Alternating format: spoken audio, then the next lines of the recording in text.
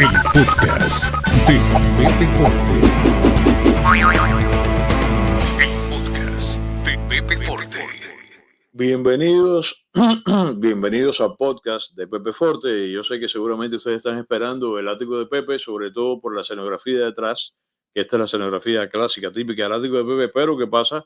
Hoy tenemos un invitado y como ya tenemos el podcast, que es una entrevista cara a cara con un siempre apreciado e importante invitado aquí en el programa, lo que ocurre es que no va a ser, penosamente no va a ser todavía frente a frente físicamente. Será, rogamos porque sea físicamente, porque es un amigo querido que ustedes aprecian muchísimo, por el cual todos, incluido este servidor, tu amigo y servidor Pepe Forte, hemos estado preocupados.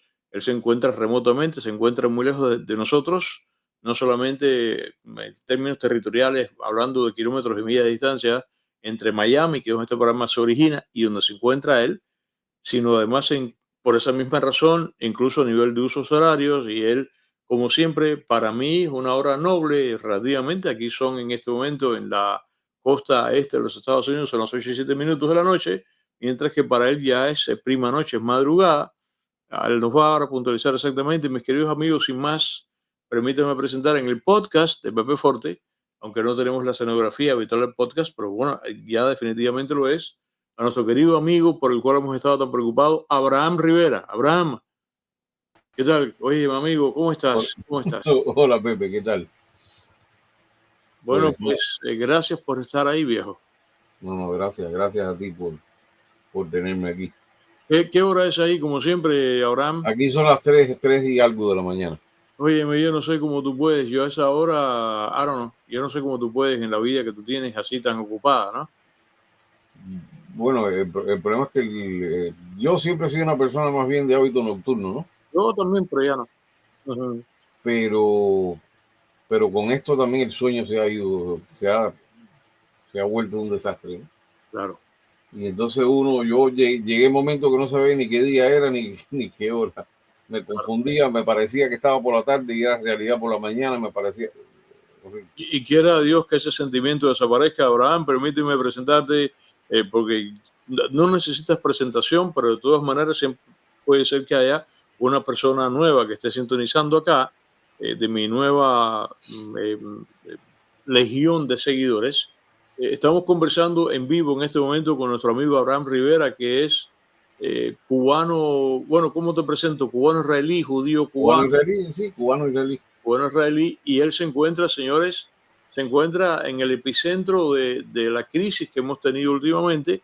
Él se encuentra en este momento en Tel Aviv, está con nosotros transmitiendo directamente de Tel Aviv, y por supuesto que el programa de hoy, la razón del diálogo con él, creo que es la tercera vez que concurre acá, no será la última, y por supuesto que el día que visite Miami, pues estará con nosotros acá, y cuando yo visite Israel, estaré con él allí. El propósito es que nos cuente cómo se ha sentido, qué es lo que ha pasado, cómo ha estado Tel Aviv bajo estos ataques, y además incluso actualizar, teniendo en cuenta que mañana no, pasado mañana, va a ser una semana del ataque de la Fuerza Aérea Americana sobre las bases, donde en las facilidades en las cuales, según se ha venido sabiendo ya de largo, Irán tenía desarrollado un programa nuclear cuyo afán era tener una bomba atómica para inicialmente lanzarse a Israel y extinguir físicamente, territorialmente Israel y por extensión pues al pueblo judío como nación.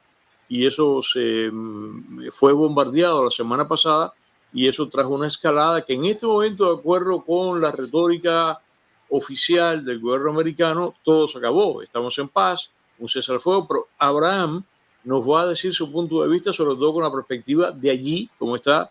Primero, Abraham, para ti y para mí, tú y yo somos contemporáneos, aunque yo soy más joven. Digo, tú eres más joven que yo, pero seguramente que tú recuerdas, mi querido Abraham, el zafarrancho de combate que primero lo creímos siendo niños tú y yo, después ya tú y yo no lo creímos, ni otra gente tampoco, pero hasta el otro día acaba de haber un ensayo militar de esto en Cuba, que vienen los americanos, que viene el lobo, que vienen los americanos, y hay gente idiotas ahí que todavía se lo cree. Tú y yo estamos acostumbrados, por lo menos los primeros momentos, a aquello del ulular de las sirenas y aquellos reflectores soviéticos que estaban todo el tiempo. Yo recuerdo el haz de luz iluminando el cielo. Esto estoy hablando de 60, yo era un niño. 62, 63, 64, 65 por ahí. Pero Abraham, a ver, cuéntame, tú vives en Israel, ya vives unos cuantos años allí. ¿Cómo ha Sí. sido esta última etapa en que, por ejemplo, esta fotografía que está aquí es una de tantas de lo que hemos estado viviendo? Cuéntame, para comenzar por ahí, ¿cómo ha sido este panorama? Bueno, bueno, son ya 20, a ver, 24 años, sí, Ujú, viviendo aquí ya.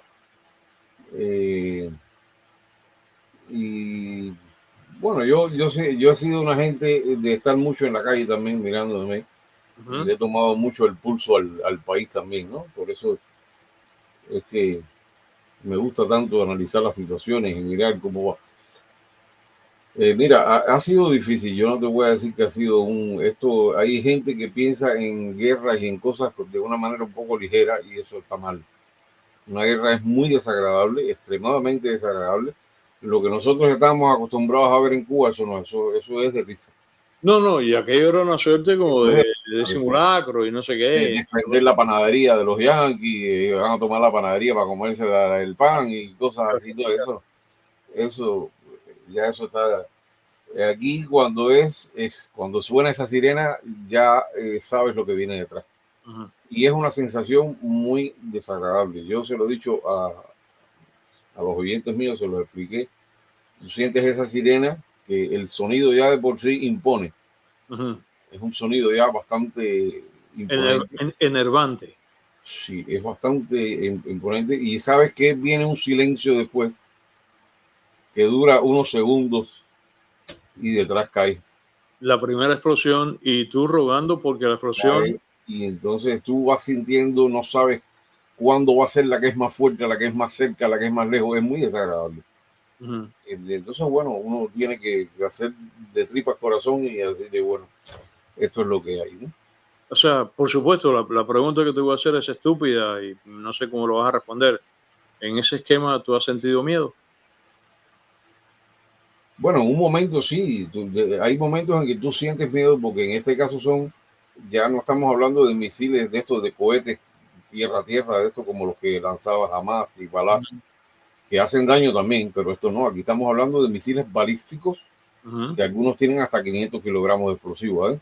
Se dice que tienen como el tamaño de un autobús. Eso he escuchado comentar. Bueno, comparativamente, bueno, sí, son por supuesto más largos Ujú. y son Pe- bastante, Peor, entonces. sobre todo el último que lo bautizaron con el nombre de Soleimani, con el de este Ah, que claro, que que liquidaron. liquidaron hace como. Y entonces ese es el más grande que tienen ellos en el arsenal, fue uno de los últimos que mandaron. Ujú. Y entonces incluso le están poniendo explosivos en clúster, en racimo. Ok. En los años que tú llevas, Abraham, viviendo allí, que esto de alguna manera, lamentablemente, es una suerte de rutina para Israel, pero tú dirías que esto para mí es uno de los peores momentos de más tensión que ha vivido Israel. Me equivoco si lo digo, si te lo pregunto. Bueno, mira, yo todo lo que sea ataque y todo lo que sea violencia es malo. Si malos son misiles balísticos que tú sabes que vienen con una fuerza incontenible, que eso es muy difícil, eso no lo intercepta nadie, es muy difícil. Eso hay que interceptarlo en el espacio con el sistema TAD. Ujú. Esto no sé, esto no. Hay veces la gente dice que no, que la cúpula de hierro, que no sirve. No, es que la cúpula de hierro no es para eso. Hay un gran error con eso también. Él tiene tres capas, tiene el sistema de defensa israelí, tiene tres capas. Tiene cúpula de hierro, el Iron Dome, tiene David Sling y tiene Arrow. Son los tres que tiene, O más el sea, láser ahora que tiene complementa. la cúpula de hierro en inglés, tiene Davis Link, que es la onda de David, y Sí, el otro, ¿cómo se llama? Arrow. Arrow, o sea, la flecha Sí. israelí, la saeta. Ok. Eh, y cada cual tiene su cometido, pero cohete balístico es otra cosa, misil balístico es una cosa, es muy distinta. Eh, Y aguanta, este misil balístico entonces está más allá de la protección que pueden proveer uno de estos tres sistemas o los tres o las tres capas asociadas. Se pudiera hacer algo con el Arrow también, pero tú tienes varias maneras de pillarlo, ¿no? Cuando lo están rellenando de combustible, que está bastante vulnerable. Ujú. Esto es un tema que yo domino porque fue lo que yo estudié también. están muy vulnerables cuando están llenándolo de combustible y de oxidantes, que además son materiales muy tóxicos, extremadamente tóxicos y muy volátiles, y tú tienes que manipularlo casi siempre al aire libre, no puedes hacerlo en un ambiente cerrado. Y ese tiempo que se está llenando es un blanco perfecto, ¿no? Un Pero blanco, ellos han encontrado, blanco perfecto para Israel, o sea, que Irán le ataque. Okay. Claro. Pero ellos han encontrado otras maneras han ahora hecho híbridos de combustible sólido con líquido, han hecho 20 inventos raros, han hecho también lugares especiales, tienen lanzaderas móviles. Ellos llevan más de 20, 30 años haciendo un programa de misiles. Por eso es que ellos no tienen una gran fuerza aérea ni nada, porque han... A ver, para no confundirnos, estás hablando de Irán. De Irán, por supuesto. Irán. De Irán. O sea, tú me estás diciendo que son vulnerables ellos cuando están llenándolos de combustible. Cuando los que son de combustible líquido, los de sólido no, los de sólido están listos ya y salen listos ya. Son vulnerables, o sea que en ese momento Israel puede aprovechar y preventivamente desde Israel dispararles y entonces hacer blanco y impacto y ya. Ahora entendí. Sí. Y bueno, ya a la vez que sale es más difícil, ¿eh? Porque eso es un misil que sale de la atmósfera, va por el espacio. Y después entra. Ese recorrido que hace por el espacio es libre porque no tiene oposición de nada físicamente, y él cuando entra, imagínate lo que entra por ahí, que es con toda esa fuerza que viene, más la gravedad que se le suma, eso es imparable. ¿Dónde tú estás? ¿Qué pasa? Y dimos como ciudadano común, en cuanto a ciudadanía, ¿qué tú tienes? ¿Tú tienes acceso a un refugio, a un búnker? Cuando suena la alarma, ¿qué es lo que tú haces? Es que mira, mi caso no es el típico, ¿no? La inmensa mayoría de las personas, si viven en un edificio anterior a la década de los 90, de estos que son edificios ya que se hicieron aquí en una época que había necesidad por la inmigración de hacer lo que eran edificios de estos un poco feitos, ¿no? Pero bueno, son buenos edificios y esos no tienen refugio individual.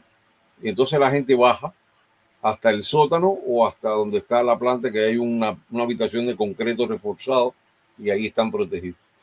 En el caso de los edificios modernos, todos tienen una habitación de refugio, que eso es la prueba de eso es blindado completamente. ¿El edificio o el apartamento?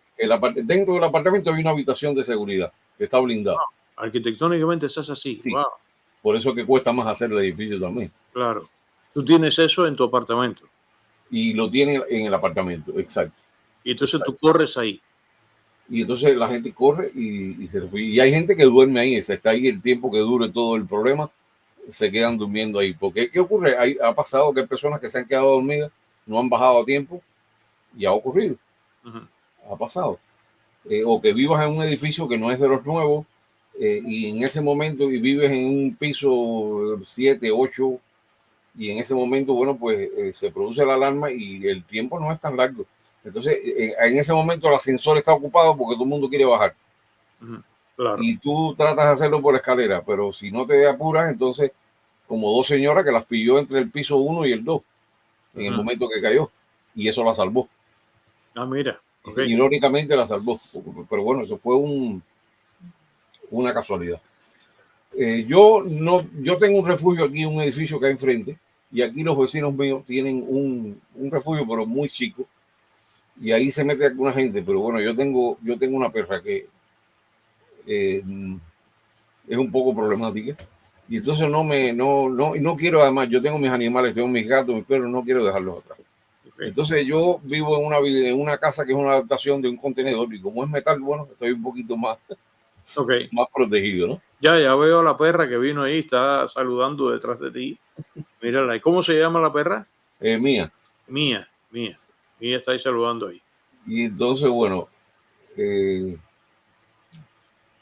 así es pero bueno, el refugio sí hay. Y hay, además de los refugios de cada edificio, están los públicos. Que puede ser en una escuela, en una esquina que hay una cosa que tú entras y hay. En caso de que te sorprenda, digamos, en la calle. Habitualmente en esta oleada he visto que Irán prefiere el ataque nocturno, pero también ha atacado ahora de día, ¿no? Sí, atacaron de día, pero el nocturno es por dos razones. por una razón tanto tecnológica, táctica, como por una psicológica. Claro. Porque de noche esa carga que te hablaba de combustible de estos misiles es menos visible, pasa un poquito más, hay que verlo con infrarrojo y cosas de estas.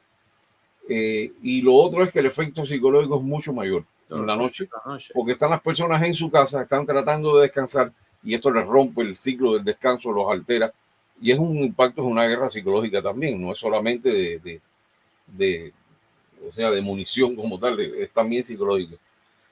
Y la última, bueno, fue un hospital también. Pero bueno, refugio, lo que es refugio no faltan. Aquí estamos bien, gracias a Dios, y estamos bien protegidos. Estas acometidas que ha habido últimamente, generalmente, no se puede hablar de raids, porque raid sería término de la Segunda Guerra Mundial, que es, llega una flota a bombardear. En este caso son pedradas desde lejos.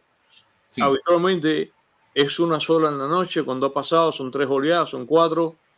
Esta vez ha sido más intenso, ¿no? Bueno, yo recuerdo que la primera que lanzaron, eso fue bastante seria porque fueron unos cuantos.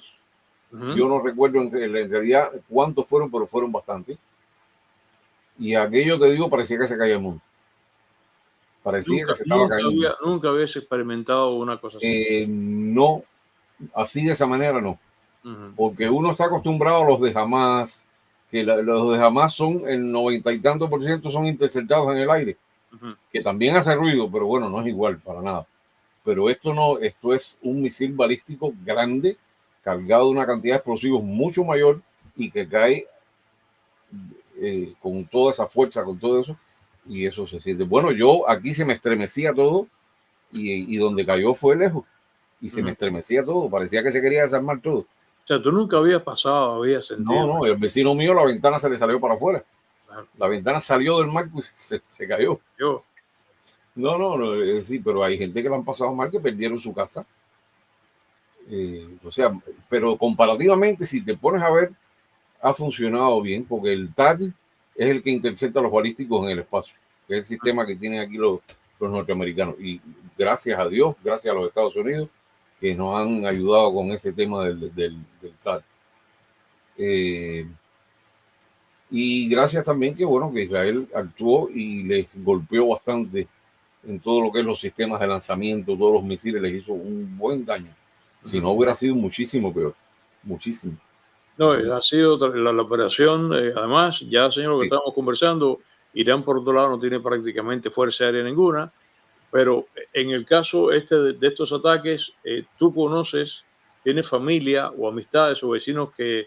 Yo sé que el número de bajas ha sido muy bajo, las bajas muy bajas, respecto de la ferocidad de los ataques. Pero tú conoces a alguien que haya muerto, familia. No personalmente, pero bueno, he visto los casos que se han dado. Los primeros momentos fue peor porque, bueno, la gente estaba menos preparada para este tipo de ataques. Creo 20 y tantas víctimas que hubo. 24.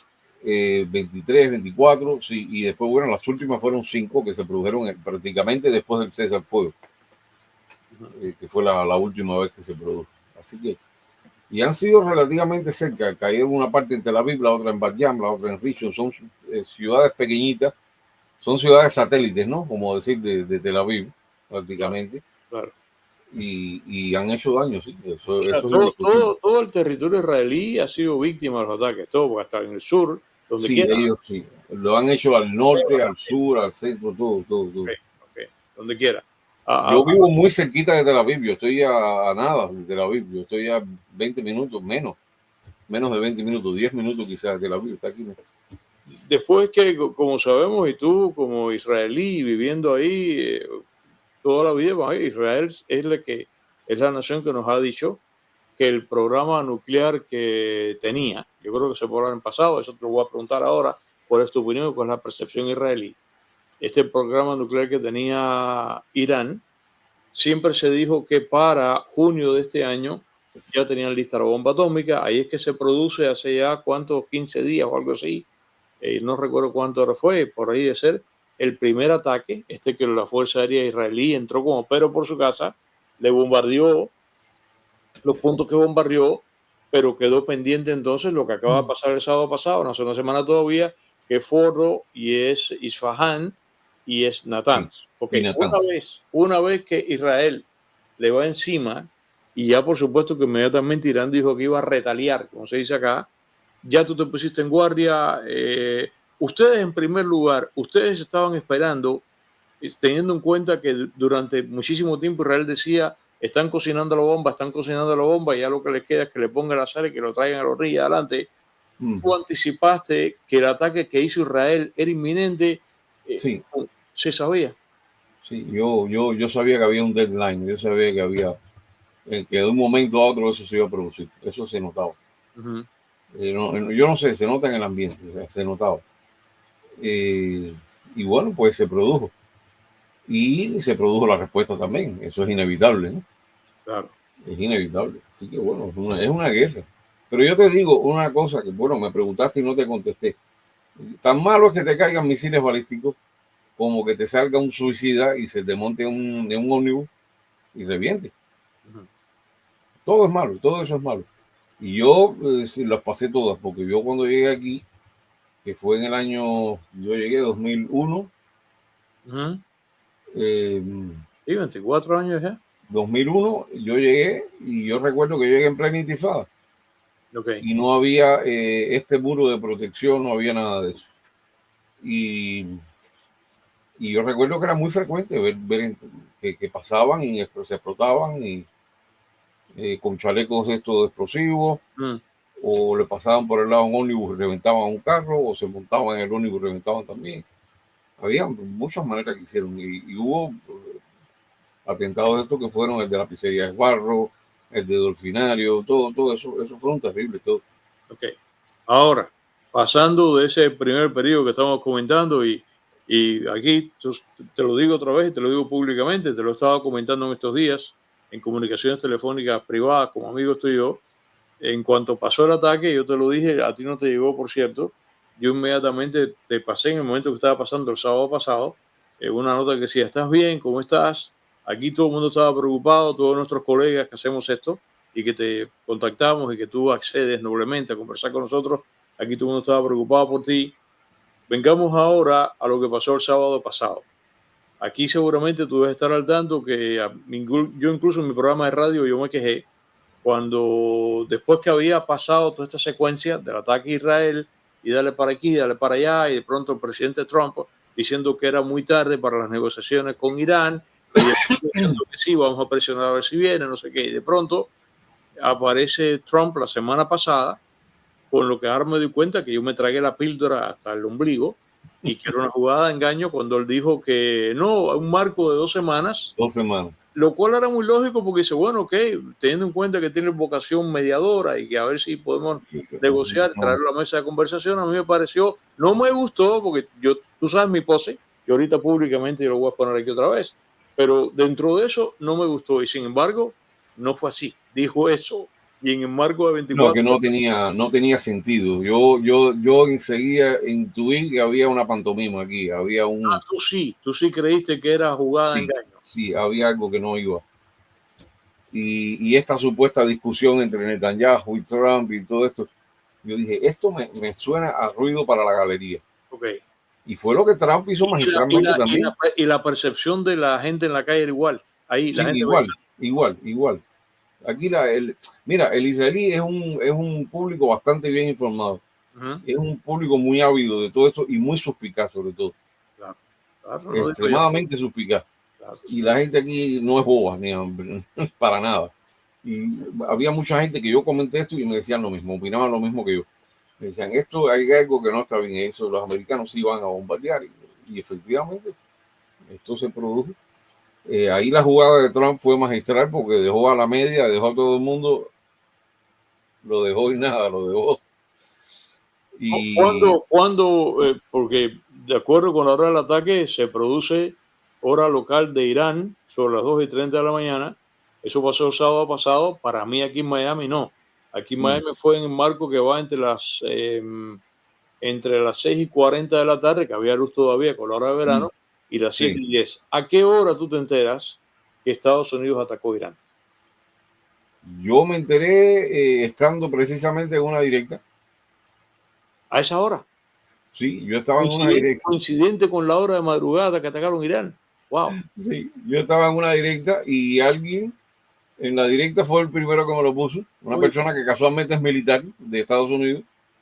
Me lo puso y me dijo, no, mira, está atacando. Y yo, él es una gente que sabe mucho y es una gente seria. Digo, bueno, si él lo pone, aquí hay algo que está.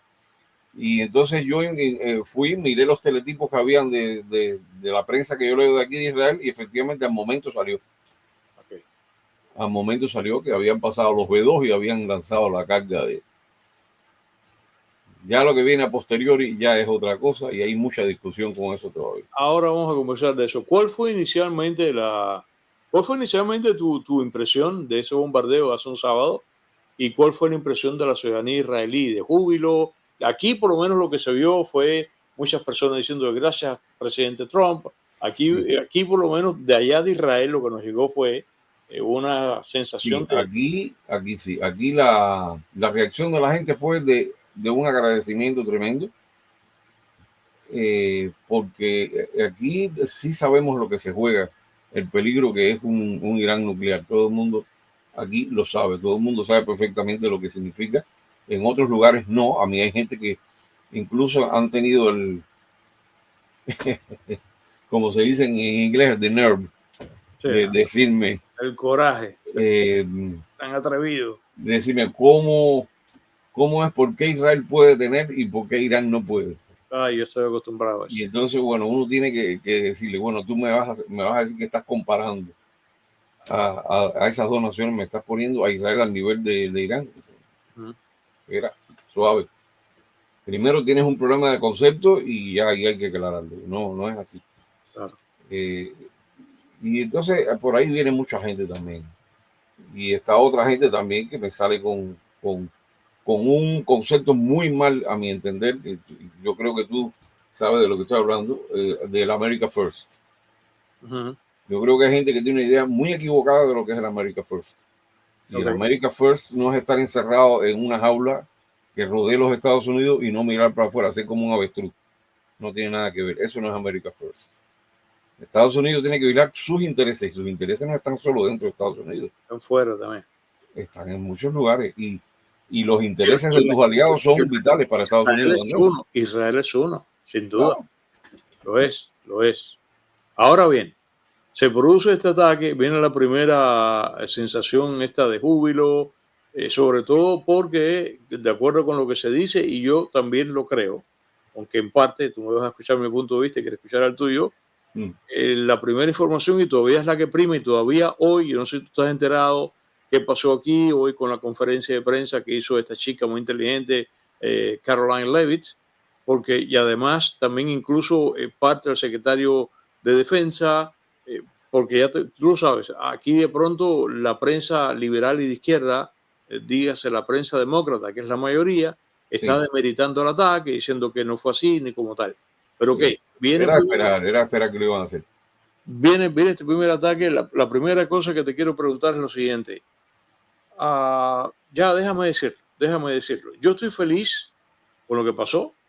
Tú lo sabes, yo soy prosemita, yo soy pro-Israel, a pesar de que soy cristiano, pero soy pro-Israel, entiendo el papel que tiene Israel, admiro muchísimo al pueblo israelí y sé exactamente que Irán, esta teocracia de este pobre vejete enloquecido que es el Ayatollah Khamenei, lo que pretendía poner en peligro incluso al mundo porque iba a ser el supplier, el abastecedor de este tipo de armamento, porque Irán es la joya de la corona del terrorismo, le iba a entregar eso seguramente más grande, más chiquito, del tamaño de un tirapiedras o la onda de David. Onda de David, por supuesto que es ofensivo colocarlo del otro lado, pero para que me entiendan a nivel de talla, dárselo a los Houthis, dárselo a Hezbollah, dárselo a Hamas, y esto había que pararlo de alguna manera. Ahora, podían hacer una bomba sucia y ponerla en manos de cualquiera. Esa es la otra cosa, que además muy fácilmente y hace tanto daño como la bomba de lavandería. Ok. Aquí una pregunta que para mí es importante. Te la voy a hacer y quiero que me digas que siempre que te haga la pregunta es doblemente. ¿Qué tú piensas y qué tú percibes del pueblo israelí? Yo personalmente, yo soy de los que además, no sé si has visto mi directa de hace unos días muy airada aquí, igualito que lo hice en la radio.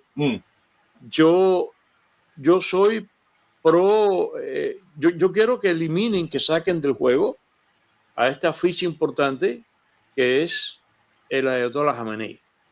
Y no ha pasado. Yo sigo pensando que es capital para toda esta solución sacar a Khamenei, porque aquí viene la pregunta.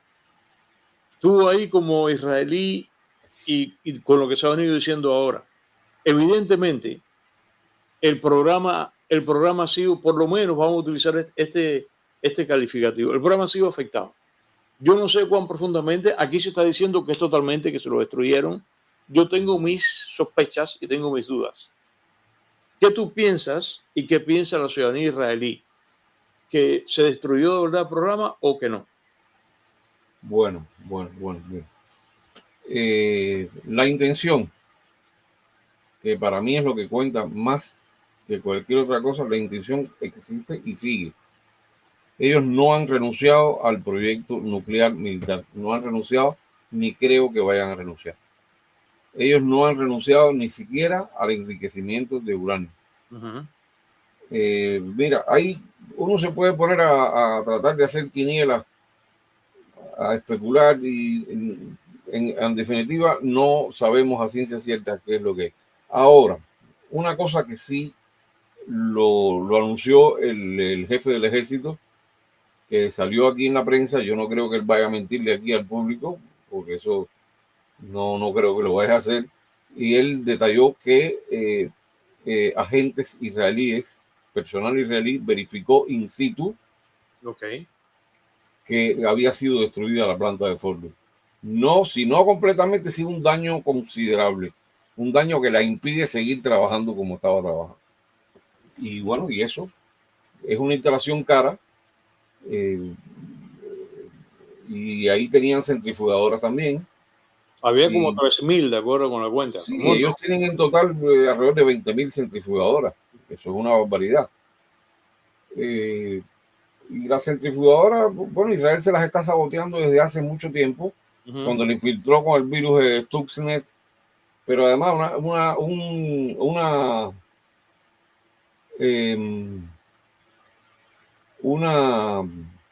cualquier explosión, cualquier movimiento puede echar a perder una centrifugadora. Es muy delicada.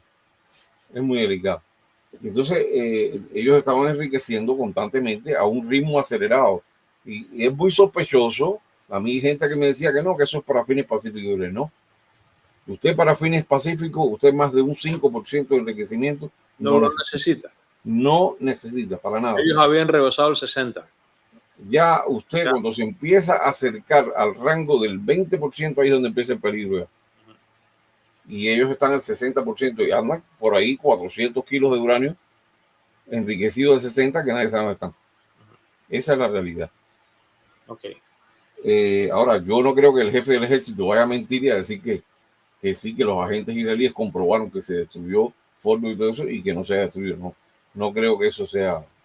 Yo sí lo creo, y si estás mirando la pantalla, yo tengo en este momento una imagen que es, aquí está la imagen de la flota de los 7 B-2 escoltados por los Raptors o por Lightning, y el bombardeo que hicieron sobre Fordo, que fue exactamente donde la joya de la corona fue con los Beatles Natanz, que es la otra instalación. Natanz, que es muy grande. Natanz es más grande que Fordo, lo que pasa es que Fordo era crucial por el asunto de los soterrados.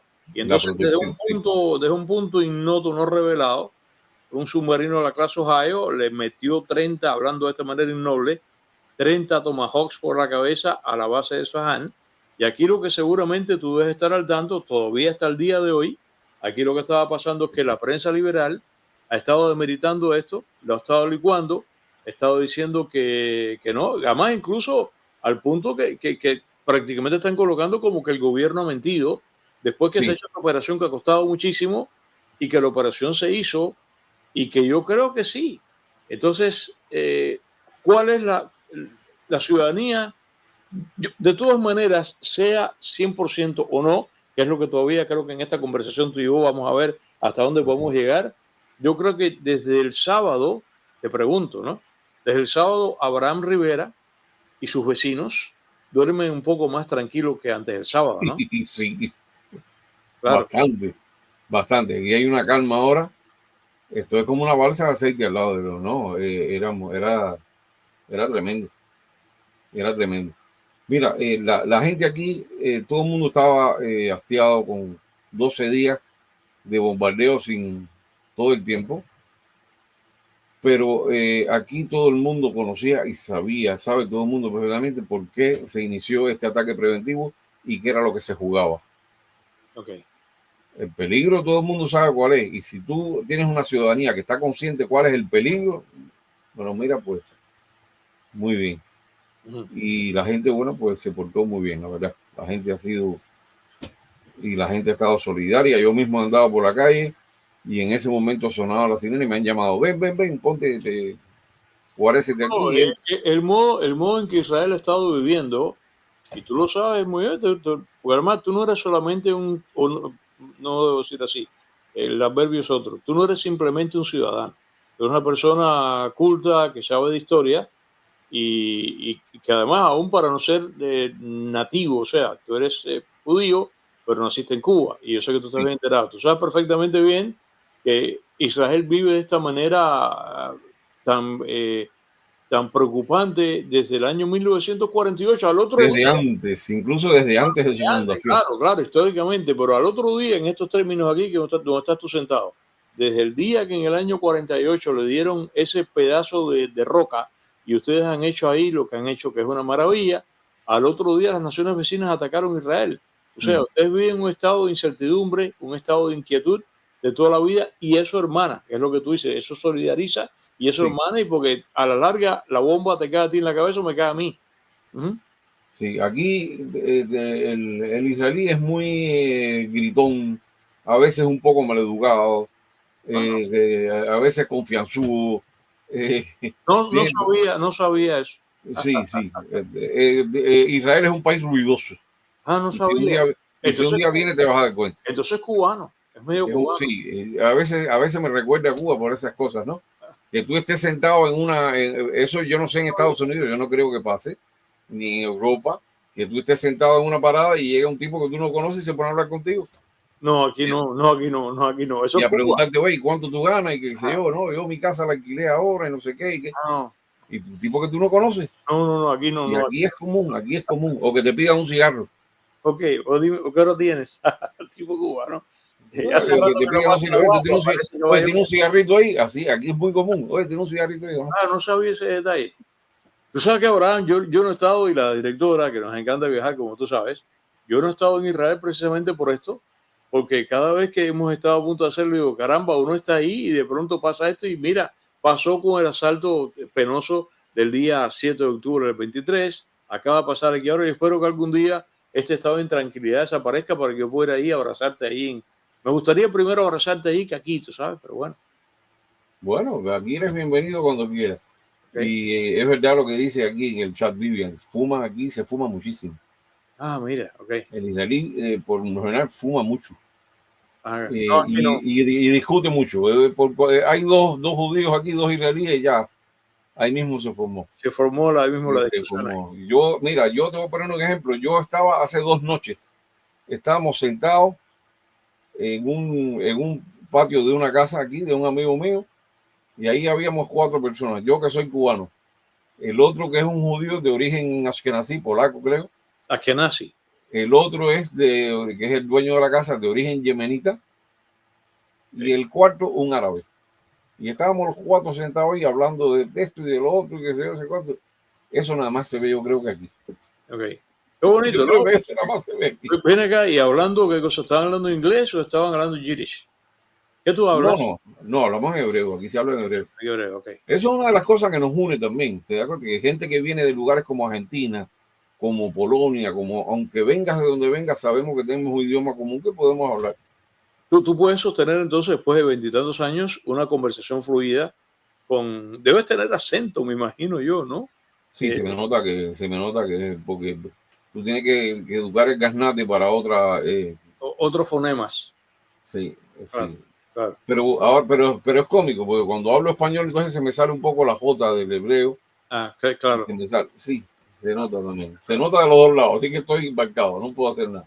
Abraham, deja preguntarte lo siguiente. Yo no sé si estás mirando la pantalla y si no la estás mirando, yo lo voy a describir.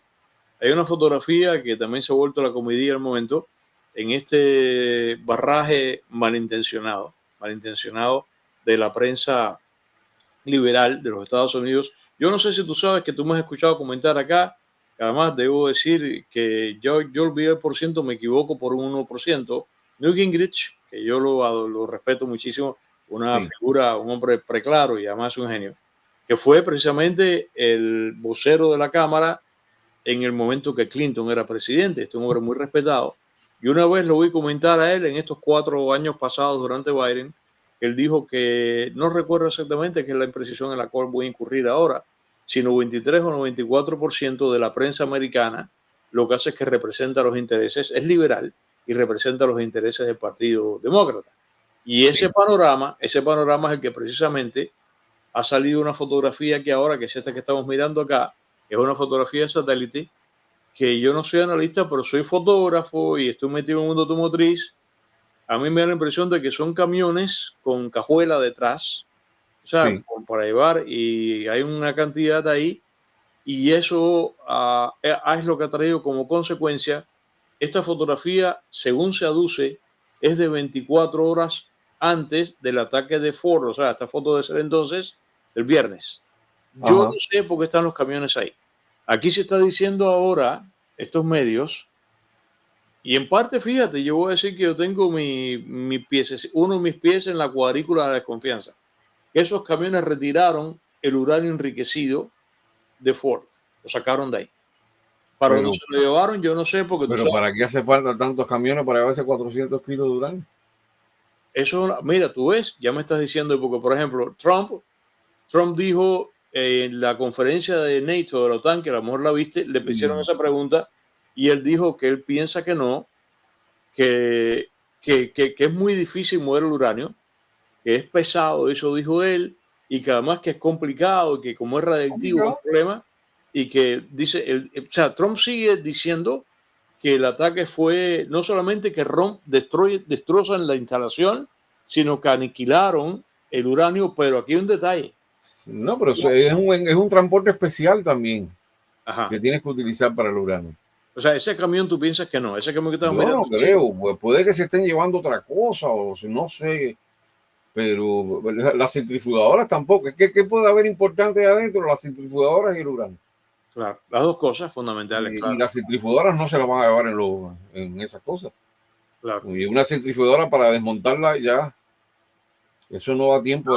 Eso es un instrumento de precisión que tecnológicamente es muy avanzado y no es esa manera. Entonces tú eres los que cree que sí, que puede haber sido también aniquilado el uranio que estaba ahí, pero aquí viene otro detalle, que es lo que dice alguna gente. No, yo no lo puedo asegurar, porque a lo mejor ahí no estaba el uranio. Ah, ok. Mira, la geografía de Irán es muy vasta, Irán es un país inmenso.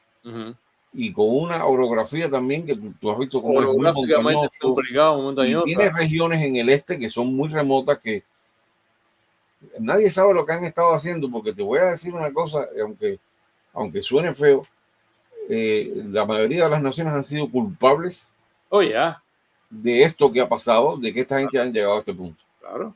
Porque Israel lleva años advirtiéndolo, en boca de Benjamin Netanyahu sobre todo, lleva años advirtiendo lo que estaban haciendo en Irán. Y sencillamente lo ignoraron y hasta se burlaron. Y hoy se siguen burlando.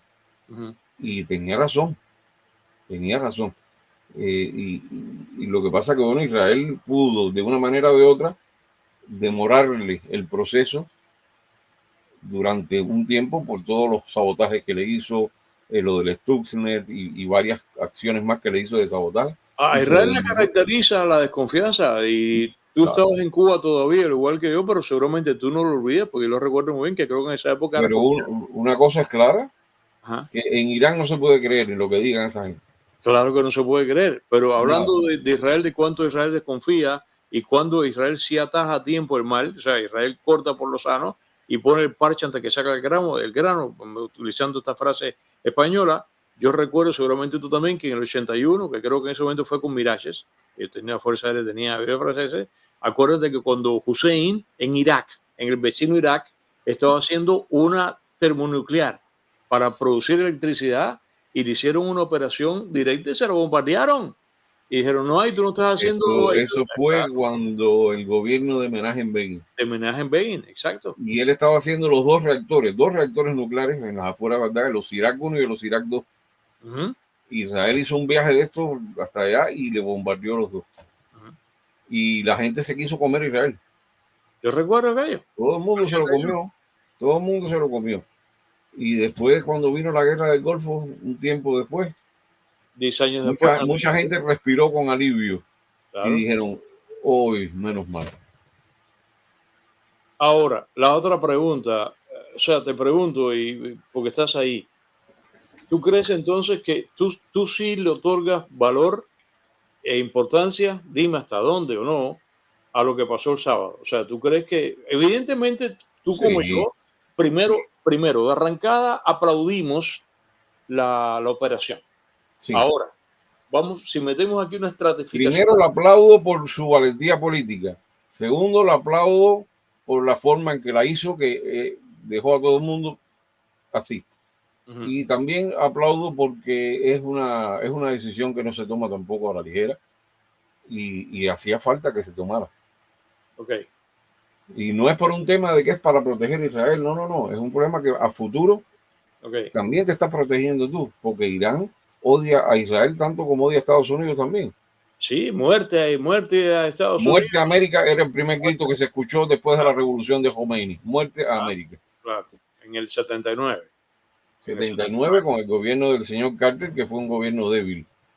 Bueno, sumamente débil. Todo lo que está pasando ahora es una consecuencia directa de cómo Carter manejó la crisis del Shah de Irán, y ese programa yo lo hice aquí en esta cuenta. A estas alturas, 46 años después, estamos pagando la consecuencia de una política internacional errada respecto de Irán, que era nuestro aliado, que era nuestro amigo.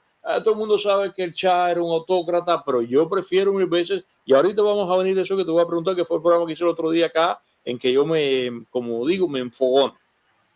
Ahora, venimos haciendo un análisis escalonado de esto acá. Tú habrías querido, o sea, tú estás convencido que esta operación del sábado valió la pena. Sí. Ahora, ¿cuán tranquilo tú estás? Como tú acabas de decir, con esta gente no se puede querer con los iraníes. Por ejemplo, salió ayer un funcionario del gobierno iraní, y a mí eso me produjo desconfianza, diciendo que sí. El ayatollah dijo hoy otra cosa, pero salió diciendo que sí, que había sido arruinado el programa.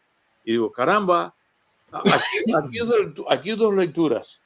O es cierto, y lo están diciendo para que no les metan una bomba más encima, o es jugada de engaño para decir se destruyó y vamos a seguirlo haciendo. Yo no sé qué tú interpretas, por ejemplo, de eso. ¿Qué podría? Eso es un intento de manipulación. Ellos están tratando ahora de jugar con la suspicacia y con la suposición y con lo que la gente opine. Ellos, como ahora en los medios hay tanta información cruzada y ellos se han aprovechado de eso también. Entonces ellos lanzan todo eso. Como ellos tienen el monopolio de las comunicaciones en Irán, como mismo lo de Cuba, Corea del Norte, todo, las dictaduras monopolizan la comunicación. No, pues entonces imagínate, ellos van diciendo ahí lo que les conviene decir por un lado, pero hay un funcionario que dice una cosa, después sale la ayatollah dice otro. Es muy difícil ahí. Ahora, ¿yo en qué no me siento tranquilo? Que el régimen está ahí todavía.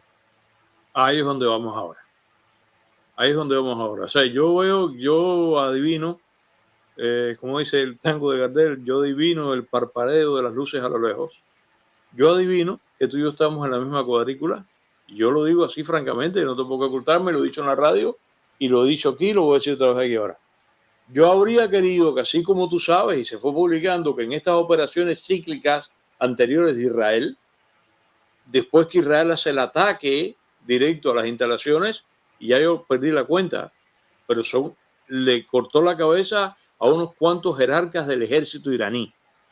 Y sin embargo, viene, seguramente tú lo conoces, este tweet o whatever, esta comunicación que hace Trump, en el cual dice: sabemos dónde se encuentra el supremo líder, él dice Sokol, el llamado supremo líder iraní, sabemos dónde está, no está seguro, pero por el momento nosotros no vamos a ir detrás de él, no lo vamos a sacar de ahí, entonces ponen entre paréntesis Kiev. Es que no es uno solo, no es un solo ayatollah, es un consejo de ayatollah. Hay un ayatolazgo, como digo yo, en el poder. Y yo sí, ayatolazgo está bueno, me gusta eso. Claro. Úsalo. Son un consejo y ellos son los que deciden en las cuestiones vitales de la República Islámica de Irán. Eso no es el presidente este Raisi ni el otro, no. Sí, a nivel gubernamental se toman decisiones, por supuesto, pero los que dirigen la Guardia Revolucionaria y todo eso está en manos de los viejos estos. Y la última palabra está en manos de ellos también. No, aquí pasa con un paralelo quizás innoble y quizás inadecuado, pero aquí pasa lo que pasaba con la órbita de los países comunistas, lo que pasaba en Cuba. O sea, Cuba llegó a tener, como decía mi papá críticamente, la Santísima Trinidad en la figura de Fidel Castro. Fidel Castro era el comandante jefe de las Fuerzas Armadas, que por eso es el comandante, era el primer secretario del Partido Comunista de Cuba y era presidente de los consejos de Estado de Ministros. Son tres, o sea, en ese incluso son dos, presidente de los consejos de Estado de Ministros y además los otros dos, de manera que tenía tres cargos. Ahora, de los tres, el que te pones a ver, el que sería la equivalencia en un mundo institucional civil regular, que sería como el primer ministro, como se dice en algunos lugares, que es el caso del Reino Unido, o como se dice en Alemania, que es canciller, o presidente, como se dice en Estados Unidos, la presidencia de Fidel Castro estaría simbolizada por el cargo de presidente de los consejos de Estado de Ministros. Sin embargo, eso no valía. Lo que valía era, lo que vale en Cuba, y todavía es así, es el primer secretario del partido. Sí, bueno, aquí hay Irán tiene un presidente. Aquí lo que manda es el ayatollah, que representa la teocracia, y entonces aquí lo que manda es el Partido Comunista. O sea, el Partido Comunista es el que manda, que la equivalencia sería el ayatollah. Son esquemas muy parecidos, pero además esta gente son grandes amigos del régimen de Cuba. Claro, y de Maduro. Mi preocupación, ¿cuál es? Que la intención de ellos es proseguir su programa nuclear. Suponiendo que a ellos les impidan dar fin a su programa nuclear, o sea, terminar su programa nuclear, que ellos entreguen ese uranio, que yo no creo que lo vayan a hacer, que ellos renuncien al enriquecimiento, ellos aún pueden hacer armas de destrucción masiva, porque nos queda la química y la biológica. Claro. A mí nunca se me olvida eso, yo siempre lo tengo muy claro. Sí, estamos concentrados solamente en el aspecto nuclear, claro. Cuba también ha colaborado con Irán, tiene cierta colaboración en materia biológica. No estaría nada descaminado. Entonces, Saddam Hussein, por ejemplo, él cuando se quedó sin los reactores, fue para ahí. Él utilizó las armas químicas, las utilizó contra Irán. ¿Contra los kurdos? En la guerra y contra los kurdos, que los gaseó, mató miles de personas. Claro. Y entonces no, que no las tenías. Después de las tuvo. Y las usó. Y Gaddafi las tuvo. También. Lo que Gaddafi renunció en el año 2003 a tenerlas. Siria también ha tenido. Israel le hizo la operación Orchard y todo eso, bueno, ya le liquidó el reactor. Porque Siria estaba construyendo un reactor, increíblemente. Suministraba ayuda por los norcoreanos. Claro. Entonces hizo una operación dificilísima para tumbarles el reactor ese. Tuvo que esperar el momento preciso para bombardear el reactor. Entonces, a ver, Abraham, vamos a venir al punto hasta aquí, que precisamente eslabonando la conversación y enlazando una cosa con la otra debidamente, y ya veo que estamos en la misma cuadrícula como he venido anunciando. Yo habría querido la eliminación del ayatollah. Evidentemente parece que no. O sea, tú piensas, te pregunto ahora directamente, para ti es capital y te pregunto, acuérdate que cada vez que te pregunto es preguntándote a ti y junto con eso significa la opinión del pueblo israelí en la calle. Tú y el pueblo israelí en la calle piensan que lo correcto es eliminar, yo sé la respuesta pero te la quiero escuchar, y lo que piensa Netanyahu, que lo correcto es eliminar al ayatollah Jamenei. No se trata de eliminar al ayatollah como tal, porque el ayatollah es una persona más al final, aunque sea el líder supremo, todo. No, el asunto no es ese. El problema es que llevar a que haya un cambio de régimen en Irak. Pero va por ahí, transita por ahí. Sí, influirá en algo, pero si matan al ayatollah, viene otro ayatollah. Lo van a poner a otro, claro. Ya, ¿no? Eso tiene que ser un cambio más profundo, una cosa más abarcadora. Y 12 días de guerra no bastan para eso. Ujú. Eso no funciona así. Eso habría que haberlos, esos esfuerzos habría que haberlos hecho hace muchos años antes, porque las dictaduras se van enquistando y Ujú. se van enrocando y se van fortaleciendo más. Ujú. Y tienes el caso de Cuba, 66 años. Tienes el caso de Corea, No, no, otro Corea, caso. Corea es una dinastía y Cuba va por el mismo camino también. Siempre el caso es lo mismo, son dictaduras al final. Y Ujú. entonces tienden a fortalecerse y a prepararse más y a tener más preparación defensiva, todo. O sea que eso tienes que, como decimos en Cuba, el burro le da los palos donde se cae. Claro, pero por eso mismo yo lo que pienso es que, y me imagino que estarás de acuerdo conmigo, que a pesar de que yo sé que se va este ayatollah y ponen a otro porque lo que tienen es una fábrica, pero yo creo que hay que empezar por algo y para mí yo creo que sería capital que empezáramos por ahí en el afán de ver si eso desencadena en una serie de cambios dentro de la propia sociedad iraní. Yo no sé si será posible, el Irán en ciernes, basándonos en que existió, que es el Irán pre-79. Pero ya hay que empezar por ahí, porque no todo, sí, han generado una gran parte de la población es fanática, tiene este sentimiento, pero una parte de Irán era un país que vivía occidentalmente, viejo. Sí, era bastante occidental, Ujú, pero y muy buenas relaciones con Israel, ujú. muy buenas relaciones con Y con Israel. Estados Unidos. Sí, o sea, era una cosa totalmente diferente, pero además había gente que me decía, no, porque si hay una cosa que yo no comparto, creo que incluso Trump la dijo, yo no la comparto, por supuesto, yo no estoy Ah, obligado a compartir todo, pero una cosa que alguien dijo, no sé si él lo dijo también, que se iba a producir un vacío de poder. ahí es donde voy, eso fue lo que conversé acá, que sacar, no, yo estoy en contra, yo no participo de esa idea, para nada. No, y yo creo que no, por una cosa fundamental, es el pueblo de Irán es un pueblo muy preparado. Ujú.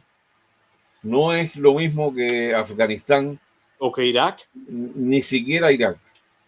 Es un pueblo muy preparado, con un alto por ciento de profesionales, de Ujú. ingenieros, de gente preparada. Eh, Así que no creo que se produzca ese desorden tan como lo que pasó en Libia, que es que es una cosa prácticamente tribal. Fue un problema entre tribus de fulano, de mengano. No. Aquí en Irán la cosa es muy distinta.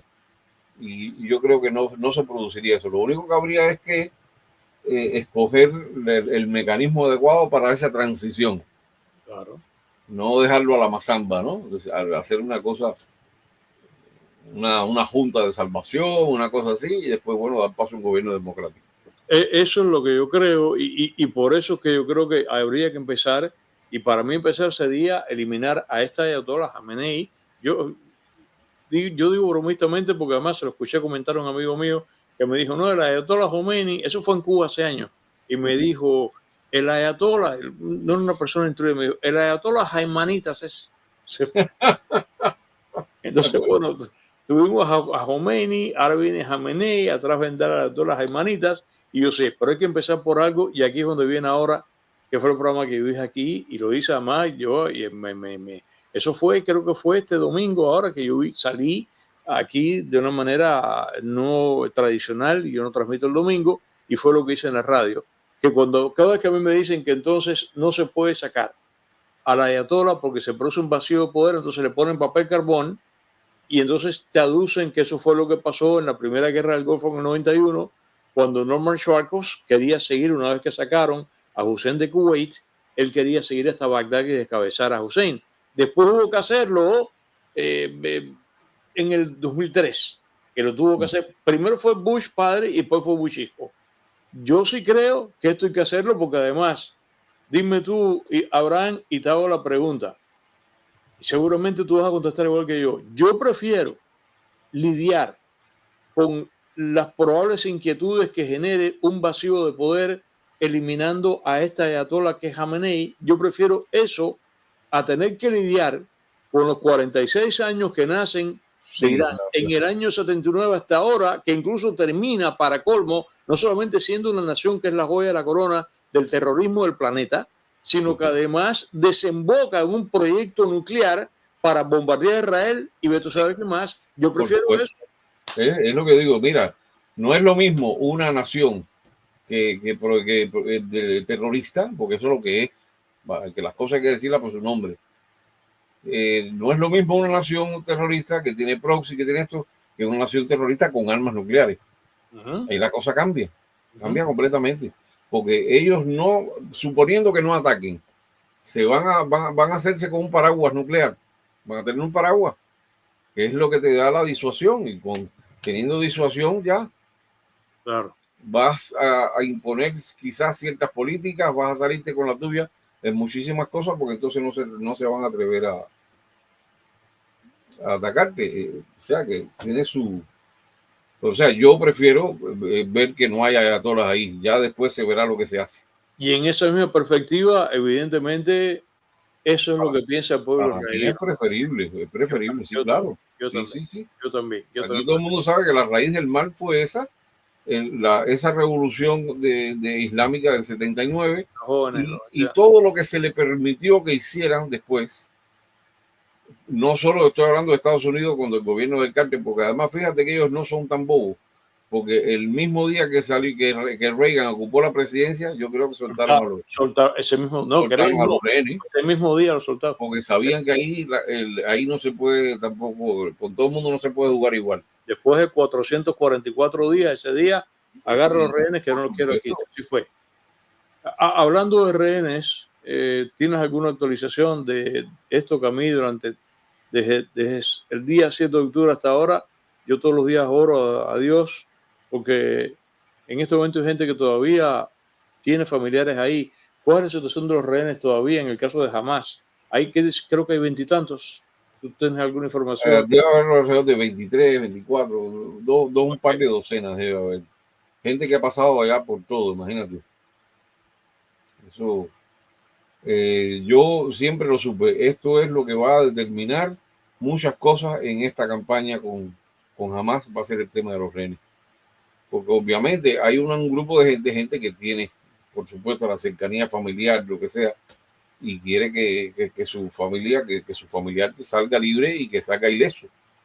Claro. Y entonces hay mucha oposición a Netanyahu con eso también. Ha habido muchos problemas con eso.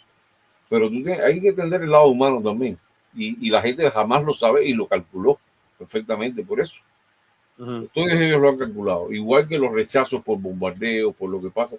Mira, es lamentable, pero ellos no lo hacen porque a ellos les importa la vida de sus paisanos ni un pimiento. Ellos lo hacen porque saben que así ellos atraen la simpatía. Lo hacen y lo han calculado desde el principio. Eso está más que claro. Me imagino que en Israel no, me lo vas a decir ahora, pero te lo voy a decir aquí, seguramente desde aquí, a lo mejor tú lo sabes o tal vez no. Desde que comenzó este enfrentamiento con Irán, primero cuando Israel va y ataca primero, ahora cuando no hace una semana todavía va y ataca a Estados Unidos, a estas bases en Irán, desde entonces para acá, el conflicto con Hamas y la Franja de Gaza y el asunto de los rehenes, aquí por lo menos informativamente, aquí como que se ha licuado.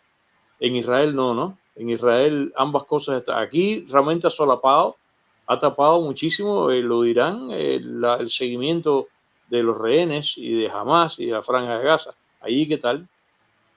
No, aquí el de los rehenes se sigue manteniendo, sigue siendo un tema, porque además que está ocurriendo in situ. O sea, por supuesto, llega un momento en que hay un bombardeo, hay una situación extraordinaria de eso y la gente está pendiente de eso. Pero no se ha olvidado el tema de los rehenes que están ahí todavía, ni se ha olvidado la campaña de Gaza. Han caído gente en estos días ahí también, peleando en Gaza.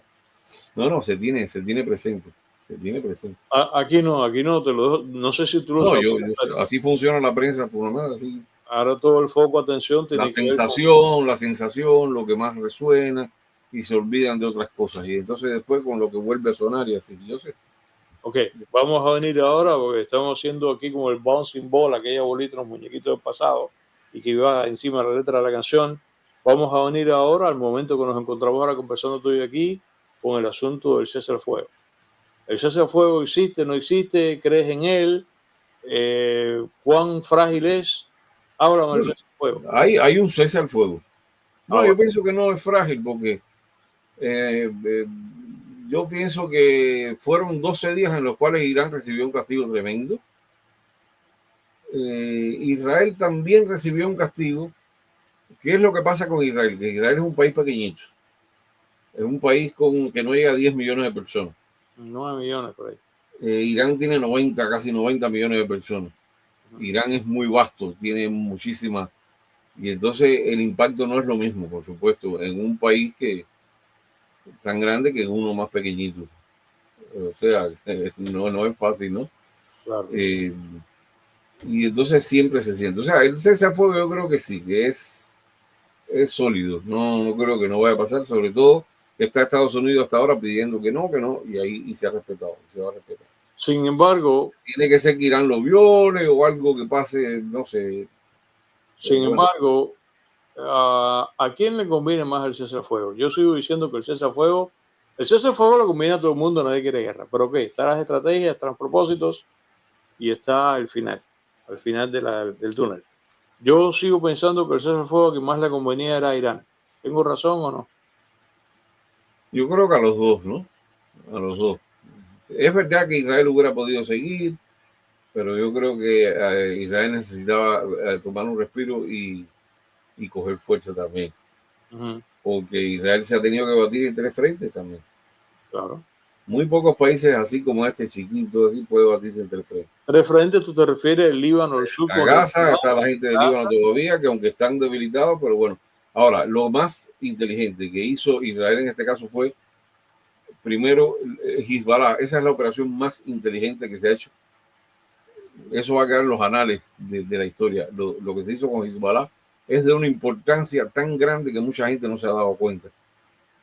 El hecho de debilitar a Hezbollah trajo como consecuencia una serie de acontecimientos y de cosas que han sido cruciales para que Irán no haya podido responder de una manera peor todavía de lo que hubiera podido hacer. Pues por eso para mí descabezar al ayatollah y con una probable caída del régimen teocrático y extremista musulmán y regresar a la autoridad, con el efecto dominó, sacaba a Hezbollah, sacaba a Hamas, sacaban a los Hutus, y por eso para mí yo creo que es capital. No, es que Hezbollah era prácticamente un ejército profesional, la gente muy preparada, muy preparado. Y con armamento de primera. Además chiitas. Y además gente que tenían secuestrado un país, el Líbano. Lo tenían totalmente secuestrado. Y además una organización tremenda. Tropas de ingeniería, una serie de refugios, de cosas muy bien preparadas. Y con un arsenal de misiles bastante grande. Y entonces Israel en una sola operación. Y fronterizo, porque además Irán tiene que disparar, pasarle por encima. No, pero está el tema de Siria también. Ahí, claro. El tema de Siria que es importantísimo. En esto, claro. Porque ¿qué pasaba en Siria también? En Siria hay una insurgencia que está compuesta por gente de lo más disímil. Ahí tú te encuentras en esas insurgencias de todo, de todo. Y el gobierno del dictador de Assad estaba. Cada vez que había esa insurgencia despertaba y empezaba a amenazar el poder de Assad, intervenía inmediatamente Hezbollah. Venía del Líbano inmediatamente y acababa y liquidaba a esa gente porque son soldados bien preparados. Y Rusia los apoyaba desde el aire también. Pero ¿qué pasa? Ahora estaba la guerra con Ucrania. Rusia no tiene el mismo tiempo para dedicarse a Siria. Y cuando Hezbollah se produce lo de los Vipers, ¿qué pasa con los Vipers? Que todo el que tuviera un Viper de eso es porque pertenecía a Hezbollah. Claro. No había nadie con un Viper de eso que no perteneciera a Hezbollah, porque ellos renunciaron a los celulares por más seguridad y buscaron los Vipers. Y los Vipers estaban ya preparados para eso. Eso fue un golpe magistral. Y después la eliminación de Nasrallah, de su plana, y después de todos los posibles sucesores también. O sea, quedó descabezado, debilitado completamente Hezbollah. Eso dejó a Irán sin su aliado principal.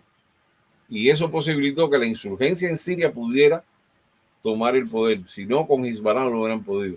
Fíjate cuántas cosas se han ido concatenándose. En Y el- esto, claro, todas esas milicias que habían pro-iraníes, que habían en Siria, y todas esas unidades que tenía la Guardia Republicana iraní en Siria, ¿te imaginas ahora en una guerra como esta, los misiles lanzándolos desde Siria? Ahí claro, mismo. claro. Todo tiene importancia en esto, todo. Sí, sí, es una situación sin duda multifactorial. Hmm.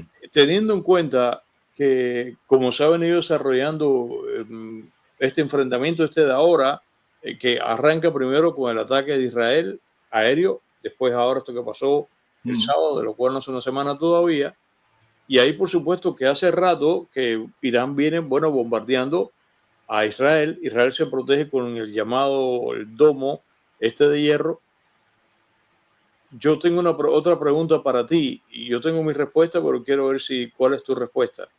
Yo pienso que si esto se hubiese convertido, digamos, en el paralelo del conflicto ruso-ucraniano, que no ha llegado ahí, pero tiene algunos visos como que de guerra de desgaste y que queda más o menos en términos de resisto como una suerte de tabla. O sea, al punto que estamos, Rusia no puede avanzar más porque nosotros seguimos apoyando, aún sin que sea Ucrania miembro de la OTAN, pero seguimos funcionando, protegiendo Ucrania, por si lo fuese. Entonces, Rusia no ha podido avanzar más por nuestra ayuda, pero Ucrania tampoco se ha podido quitar encima a Rusia y estamos como que en una suerte de tablas por el momento y llega el momento que se puede producir una suerte de guerra de desgaste. En el caso que le pongamos papel carbón a eso, y que esta lanzadera de piedras mutuas, los misiles que manda Irán para Israel, Israel entonces pone a volar cualquiera de estos layers de las capas que tiene el sistema defensivo. Suponiendo que cayera en la perspectiva de guerra de desgaste, yo creo que esa guerra de desgaste, la guerra de desgaste larga termina perdiendo la uno de los dos, más largamente, menos largamente. Yo pienso que en esa perspectiva una guerra de desgaste, esa guerra de desgaste por una serie de razones que son las sanciones, el aislamiento que tiene Irán. Irán es mala palabra en el mundo. Claro, por supuesto que entre sus aliados ahí no, pero occidentalmente está muy mal. En esa guerra de desgaste yo pienso que el que primero se agotaría sería Irán antes que Israel, porque Israel tiene el apoyo de Estados Unidos. ¿Tú piensas igual que yo que si esto desembocara en una guerra de desgaste, el que termina primero como una carrera que son dos personas que van corriendo y pronto hay uno que dice, no puedo más, sigue corriendo tú? ¿Tú piensas que una guerra de desgaste Irán sería el primero que se retiraría? ¿O no? Bueno, Irán demostró que puede hacer daño como mismo Israel lo puede hacer. Esto es ya como te dije, Irán tiene una población más grande, tiene una geografía más grande. O sea que es difícil esto de Israel. En muchos sentidos tiene también más que perder porque está el factor humano, es distinto, es un tipo de cultura distinta, Es otra ciudadanía. es otro tipo de gente también. Y en Israel se aprecia mucho el tema de la vida y esto. Yo siempre, la gente me dice, no, pero es que si Irán tira un artefacto atómico ahí va a matar palestinos también. Y yo dije, bueno, pero es que esta gente tiene el concepto de martirologio, van a decir, no, son mártires y están bien, ellos se sacrifican por la causa, ¿no? Lo dijo Ahmadinejad. Aquí yo tuve a Joseph Hayes en este podcast y salió la conversación y cuando estaba Ahmadinejad, esto hace ya ¿cuánto? 15 años por ahí, y dice que le dijeron, bueno, si usted tiene a un hombre Israel tan chiquito que va a salpicar para acá, dijo, no importa, nosotros matamos a eso y nuestros mártires al momento están automáticamente en el cielo con los 1000 vírgenes. Entonces, con esa mentalidad tú no puedes. No, con ese tipo de mentalidad no puedes, es muy difícil. Por eso yo lo digo, que ellos, la vida, el concepto de vida y muerte no es el que tenemos nosotros. Para esta gente que es fanática así, el concepto es distinto. Bueno, el de la gente que está en esta teocracia enloquecida, porque como hemos comentado, Irán, yo creo que en Irán hay mucha gente que no es así, mucho más allá que es un país musulmán, a lo cual no queremos que renuncie. No, los iraníes son un pueblo culto, un pueblo educado. Yo pienso que no, son E incluso antes tenían muy buenas relaciones, ¿no? Con Israel y hay una oposición que está en Irán y que han colaborado también y han informado, eso se sabe. Pero yo pienso que son un pueblo envidiable también, son una gente que viene de una cultura milenaria, del imperio persa, que no se nos olvide. Sí, sí, es lo que era. Es lo que era. Y bueno, así que... Persia. Gracias, mi querido Abraham. Antes de terminar, si tú quieres, porque para ti es, yo no sé, a esta hora, yo siempre tengo esa confusión, a esta hora de la madrugada para ti, yo tengo conflicto, si es tarde o temprano, no sé, es de cada quien, ¿no? Bueno, sería temprano porque, bueno, aquí son las 4 y van a ser las 4:30, ¿no? El otro día estuvo aquí nuestro querido amigo Amaury Gutiérrez en el podcast, y entonces como todo músico, artista y cantante que vive de madrugada y se acuesta a las 5 de la mañana, y entonces yo le dije, tú te acuestas muy temprano, y dice, no tarde, digo, no, tú te acuestas temprano, a las 5 de la mañana va a ver temprano, es al revés, ¿no? Entonces, yo no sé para ti qué será si tarde o No, temprano. es que uno tiene sus horas de que produce más, menos, ¿no? Claro. Yo en horas de la noche soy muy productivo, soy más ahora, cuando se trata de, no sé, cuando se trata de dibujar y esas cosas por la mañana. Claro. Por la mañana estoy con la antena así. Yo te veo con las caricaturas que tú haces que son, matas de risa a todo el mundo, las publicas y eres un gran humorista, un buen dibujante además, magnífico dibujante. No, dibujante no soy muy bueno, la verdad. No, pero para eso lo que haces está muy bien, ¿no? Y tiene un Lo estilo aprendí propio. todo solo, o sea, no es un gran dibujo, pero bueno, más o menos ahí. Tú sabes que, mira, para que lo sepan, esto que dice Bienvenidos al Ático de Pepe, ese lo hiciste tú. Sí, yo me acuerdo. Mía, esa caricatura mía. Te voy a hacer una. Mira, esa que tiene Clark, que está ahí en el chat, también se la hice yo. Hay mucha Ah, gente. la de Clark la hiciste tú también. La de Clark se la hice hace Oye, eso, tiempo. yo decía, caray, dime tú. Ok. Mi querido Abraham, caray, a ver, bueno, mira, no sé qué A tú, mí últimamente me persiguen las clarias también. no, tú sabes que no, a mí me entra, Tengo una asistencia de clarias increíble. Más, por supuesto, más este señor que se ha dedicado a insultarme, a descalificarme en todos los canales que puede entrar, que está aquí hoy. Es horrible. Es un tipo que me tiene una... Entonces me descalifica por eso, porque total, porque lo saqué de mi canal por falta de respeto y por borracho. no, cuando, eso se lo digo se lo he dicho, yo no manejo o sea, somos Y dos por nada más. mentiroso, además. Yo no veo el chat, tú sabes que yo sé que tú sí, hay muchas personas, No, youtubers, yo a veces sí, porque bueno, hay comentarios que son importantes, ¿no? no, y Eh, tú estás solo, Hace poco preguntaban por el domo de hierro también y yo había hecho la aclaración. Así claro. que la persona que preguntó ahora por lo del domo de hierro, que vaya al principio del programa que tú me preguntaste y yo lo aclaré. Okay. Ahí está Okay. la pregunta sobre el domo. Yo habitualmente, como el esquema que tengo es que no lo tenemos porque es el podcast que tenemos después de la conversación, sea un monólogo mío, tengo un invitado, en el caso del podcast no hay. Atrás que en mi monólogo del ático de Pepe viene el protocolo, vienen las llamadas telefónicas, entonces después drenamos en el chat los comentarios. Entonces yo no, porque si yo me pongo, yo tengo cerrado el chat. Si me pongo a mirar el chat me distrae. Ah, claro. No, yo a veces lo he tenido que cerrar, pero yo tengo una dinámica en las directas que yo hago, que yo respondo las preguntas. Tú dialogas con la... Yo pregunto, claro, le pregunto Entonces lo que pasa es que, bueno, que empieza a caer las clarias de Cuba, que siempre es la misma historia, ¿no? Consignas y todo eso por las habitas, ¿no? Claro. Y algunos que entonces que tienen alguna inquina con uno y así, como este sujeto y así, gente así. Pero bueno, eso yo lo que voy ya ignorándolos ya, entonces... Pero es importante contestar las preguntas a la gente. Eso que le digo a Mili, le digo, deja las clarias, porque las clarias solas tienen como un lastre que se hunden ellas solas. Sí, porque, por ejemplo, si la claria viniese con un argumento a debatir y que podría... No, la claria viene con consigna y la consigna no es argumento. Entonces déjalo, si es una consigna para la porra, deja que hablen, una consigna. Yo te digo a ti. Abraham, ¿qué quieres? Que yo sé que ya, bueno, tarde o temprano, no sé qué decir para ti.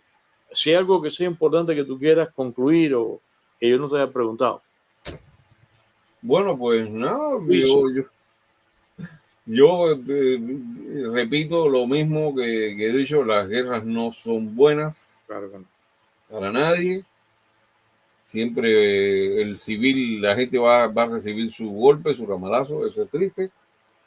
Pero aquí hay otras cosas que están en juego también, que mucha gente no ha querido entender. Repito, el concepto de America First, que es una cosa que me han dicho mucho, y yo sé que es erróneo.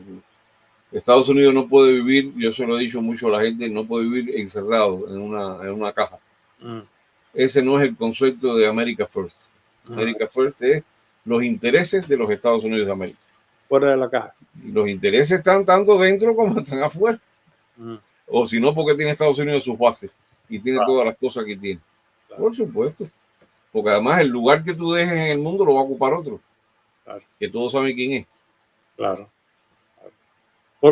Sí, ya veo. En Beijing está. Y mira, no te pregunté la pose de Putin. ¿Dónde está Putin? Putin no ha dicho nada. Tú sabes que se dijo que aparentemente Putin se ofreció como el albaceas nuclear de Irán. Le dijo, dame hijo, yo te guardo por el momento. Yo te guardo el uranio. Ajá, como tú te acuerdas cuando estábamos en Cuba, que éramos niños, que el que no tenía el refrigerador le decía al vecino, mira, guárdame la carne. Guárdame la carne. Eso es igual, guárdame, dame acá, hijo mío, yo te guardo el uranio hasta que te haga falta. No sé. Sí. No sé. Pero bueno, imagínate. Pues no, Putin hasta dijo una cosa bastante graciosa. Dijo que Israel era un país casi de habla rusa. Bueno, o sea que ellos tienen el concepto de que cuando se habla ruso en un lugar, ya ese lugar es como si fuera Rusia. Sí, claro. Vamos a tipo Hitler, ¿no? Que decía que los Haldes de Sudetenland. Y es verdad. Golda Meir era rusa, era de Kiev. Bueno, pero yo no sé si hablaba el ruso así tan. Pero aquí hay barrios que prácticamente tú vas a Lud, te vas a Batyam y ahí voy a hablar ruso. A mí a veces me han preguntado en ruso en la calle porque, bueno, me ven que soy tú pareces rubianco así, entonces piensan que yo soy ruso y me han preguntado en ruso y le digo, no, ni es para ni más. Tú estás medio jodido, ¿sabes? Porque tú puedes ser de pronto, no, al contrario, tú estás muy bien. Tú de pronto pareces el ayatollah, de pronto pareces un archicomandrita ortodoxo. Ríete. Tú puedes escapar. Eres mimético, eres camaleónico, lagartijuno. No, eso también es que eso el médico me dijo, te queda una afeitada, entonces no me he afeitado más. Eso está bueno. Como el tipo que dice, fumar unos árboles al día y se dispara un tabacón así gigante, ¿no? Gracias, mi querido. Oye, Abraham, querido, cuídate, viejo. Un placer siempre estar aquí, de verdad que sí. No será la última vez, vas a estar. Uno de los lugares donde yo más me siento a gusto es aquí en el programa tuyo, de verdad que sí. Y mutuo, ¿ok? Mutuo. Además, la lisonja siempre viene bien, ¿no? La amistad se va a hacer la lisonja real. Y tenemos un amigo común también que yo lo quiero muchísimo, Raúl Keble. A Raulito, claro, que tengo que llamarlo, por cierto, en estos días, que hace días que no lo llamo, ¿no? Oye, gracias, Abraham. Cuídate, mi hermano. Gracias a ti. Y saludos a todos. Vete a descansar un rato y otra vez te invitaré. Gracias, Abraham. Mis queridos amigos, gracias por habernos acompañado en este podcast. Ya sé que ustedes se han acostumbrado a la nueva costumbre, que es no solamente el artículo de Pepe y el podcast. Lo que ocurre es que este podcast ha sido, en vez de como lo que ustedes están acostumbrados acá, que son cara a cara físicamente, no, tuvo que ser remoto. Los otros también, porque yo la idea que tenía era esta, pero originalmente comenzamos de esta manera remota y ustedes saben que hemos tenido acá en este programa más de una vez un invitado de esta manera remota para hablar que es un podcast. Y porque además por esa razón que creo que no puedo combinar llamadas telefónicas con el invitado, etcétera. Así que muchas gracias. El último programa de la semana. Crucemos los dedos y oremos. No solamente por el caso de nuestro amigo Abraham que se encuentra ahí, por el caso de Israel. Y además, como yo siempre lo digo, de todas maneras, cuando la bomba cae, le cae a todo el mundo y siempre familia. Ustedes me han escuchado comentar que yo hago este tema, que lo menciono cuando yo estuve en Normandía hace años ya en Francia, y por supuesto que fui a mi cementerio, al cementerio que se llama el cementerio americano, y lloré, como saben, y puse flores ahí, lo que sea. pero muy cerca está el cementerio alemán.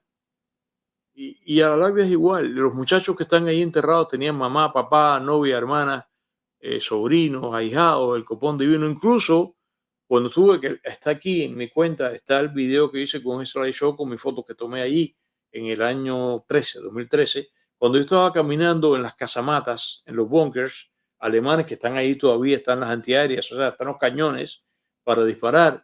Y eso está desierto, hay un silencio tremendo, hay una manigua y está el mar enfrente y hay un silencio tremendo, no había nadie, una persona caminando por allá y yo caminando en torno a esos cañones ahora oxidados, totalmente silenciados. Pero el momento que se produce la invasión, ese cañón comenzó a disparar. Ahí había quizás al lado del cañón un chiquito alemán con 17 años, con 18, con 20, con 21 y seguramente murió en el ataque y la tragedia humana está ahí. O sea, por tanto, yo siempre digo que a la larga oremos, recemos por la paz, por las víctimas, las personas que mueren del otro lado, aunque las comandan del otro lado, no son de tu simpatía, por estas mortificaciones que tienen que ver con la cosa política y por el tomar partido, lo cual es legítimo. Pero roguemos por Israel, sobre todo, por lo menos en el caso mío, yo sí ruego por Israel y que esto se acabe de acabar. Y ya tú me escuchaste, no voy a repetir los argumentos aquí del domingo, ni lo dije el otro día, lo dije en la radio, lo dije aquí. No, yo habría preferido, vamos a ver qué pasa de aquí. El otro día, incluso cuando se produce el ataque a la base en la base americana en Qatar, yo lo que hubiera querido, claro, no quiero que pase, pero hubiera querido que hubiera sido Maine, ya lo expliqué ese día, Maine 1898, Pearl Harbor 1941, para decir, mira, me cayó la bomba arriba. Estados Unidos, como Estados Unidos necesita, los malentendidos dicen que es un pretexto. No es un pretexto, es una razón. Una razón, una cosa es pretexto y otra cosa es razón. Una razón para entonces contestar, para tener una razón legítima con la cual justificar. Y entonces pasan las cosas que pasan. Y es lo que yo querría, porque ya tú ves que hablándolo aquí con Abraham, sí, de todas maneras, el pensar israelí es que el ayatolazgo, como yo dije ahorita que a Abraham le divirtió tanto, el ayatolazgo debería desaparecer, porque desapareciendo desaparecería todo lo que representa el ayatolazgo. Así que vamos a ver qué pasa. Por el momento, a la conclusión que llegamos tanto Abraham como este servidor, sí, que yo estaba tan irritado ayer y hoy porque todas estas fuerzas liberales, demeritando la operación, han obligado a que el secretario de Defensa, Pete Hegseth, y otras figuras del gobierno hayan tenido que venir a las cámaras de televisión a subrayar que la operación esta del ataque ahí en Forro y en el otro lado, que es cierta, que funcionó. ¿Por qué razón?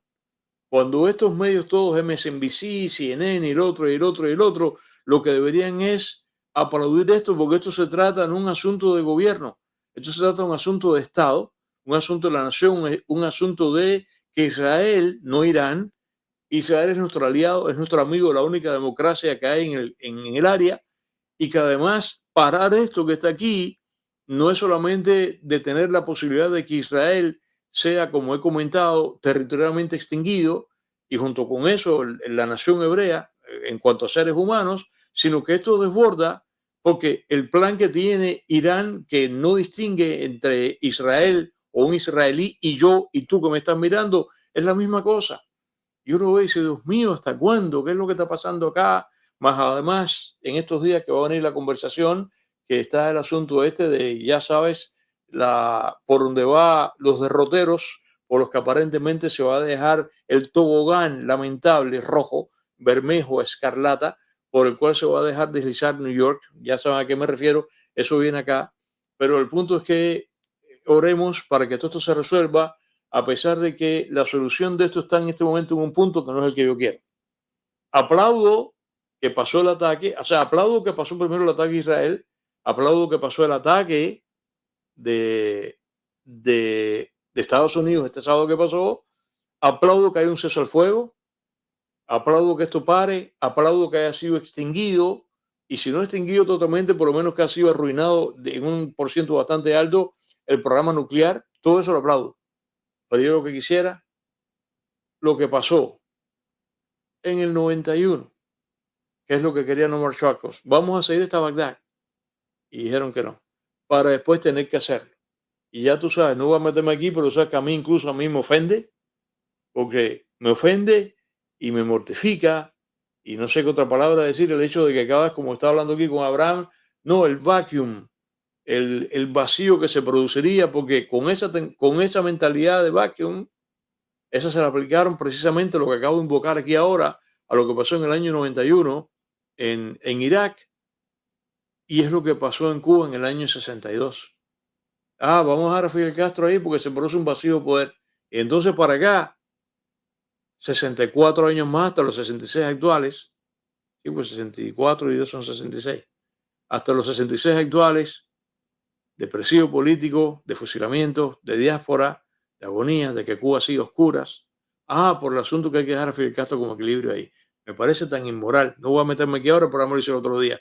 Pero por esas razones, yo habría querido que esto termine con el descabece del ayatolá para ver si promovemos cambios dentro de Irán, para que el ayatolazgo se vaya por la ventana e Irán regrese a lo que una vez existió, y por eso es que yo creo que si Irán todavía se Irán en ciernes, ese es el que llamamos el Irán posible, es lo que quiero decir.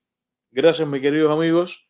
El último programa de la semana. Vamos a ver cómo es el fin de semana, que el fin de semana tengamos un fin de semana debido. Y, o sea, sin estas preocupaciones, porque, mira, el sábado pasado fue lo que pasó. Así que nada, mis amigos, muchas gracias, y bye bye. El podcast de Pepe Forte.